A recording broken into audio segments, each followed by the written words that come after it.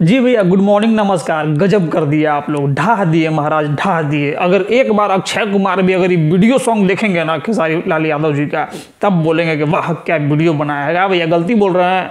अब कितना लोग ये वीडियो देख लिए हैं भैया अभी तक? कमेंट सेक्शन में कमेंट करके बताइएगा और लाइक शेयर सब्सक्राइब करना मत भूलिएगा। जे आदमी नहीं देखे अभी तक गाना खेसारी भैया का, तब महाराज जल्दी जाइए हम भोजपुरी पर जो है 27 जनवरी को, मतलब कि आज 7 बजे भैया आ गया है। अब गाना जो है तो हल्का मचा रहा है। देख रहे व्यू देख रहे हैं महाराज, 1 घंटा में 4 लाख से ज़्यादा। अब ये हमको लगता है कि रियल टाइम में जो है 1 मिलियन पहुंच गया होगा। तो कुछ नहीं बोलेंगे भैया, बस जो है रिव्यू वीडियो हम बाद में लेके आएंगे। बस ये इन्फॉर्मेशन दे दिया आप लोगों को, जो गाना है आ गया है। जो नहीं देखे हैं जाइए जाके देखिए हम भोजपुरी पर सारे गम, समझे ना।